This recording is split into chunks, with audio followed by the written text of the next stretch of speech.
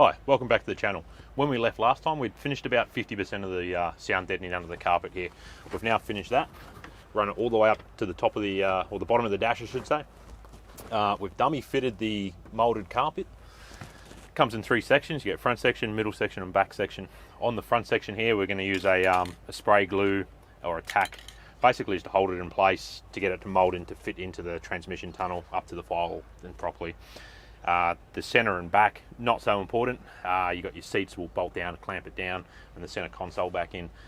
We've also removed the front door trims, taken the speakers out, ready to throw the speakers back in, and we've removed the head unit there from the dashboard. Not going to do videos on those. Basically, there's heaps of stuff on YouTube about how to pop those out. It's pretty basic and straightforward. So yeah, let's get on with the job. Okay, so one thing I will point out with this carpet, as we go, we need to put the holes into it to put the seats back in. Something we forgot last time when we were putting the sound deadening in. It's also larger or wider than it needs to be, so they come trimmed to suit. So we've got the Stanley knife ready to cut that. The easiest way to put the holes back in or locate where they are is to use like a knitting needle, a sharp rod, something like that, and poke it through from the bottom. On the top side, you'll end up with like the point sticking out, and that'll show you exactly where to cut it to bolt your seat back in. They do mold pretty well, fit around the transmission tunnel, so hopefully it'll go in and fit like a factory looking floor mat carpet when it's done. So basically we started about 2 inches back from the front where the carpet overlaps.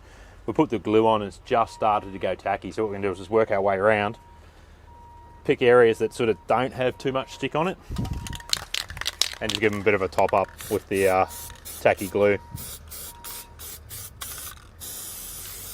Also your areas that are going to be prone to movement of feet getting in and out of the car, that sort of thing. There's nothing worse than having a floor mat that slides backwards and forwards, so it's going to be a long, tedious process to get it to glue in and fit properly, but in the end I think it'll be worth it.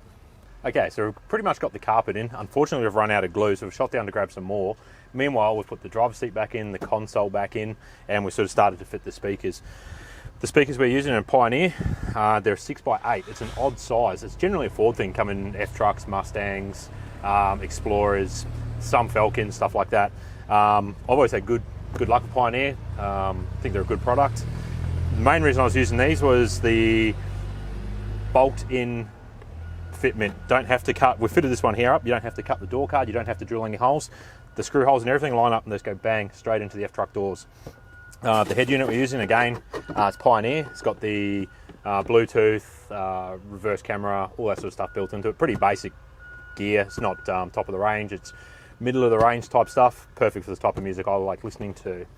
So for the stereo, people waste hours and hours and hours wiring stereo head units. These are a product made by a company called Aerpro. This end you've got your F truck adapter. On that end you have your Pioneer, your Kenwood, Sony, depending on what sort of head unit you're going to buy.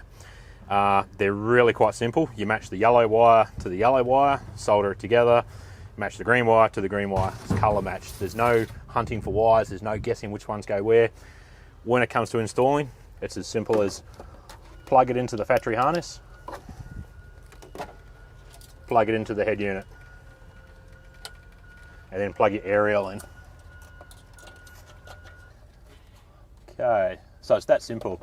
We already had the accessories on the car turned on. Simple as select the language you want. So we want English up there. We'll just go radio to check that it's working. You can hear the static in the background there. Let's select the station. Go through to...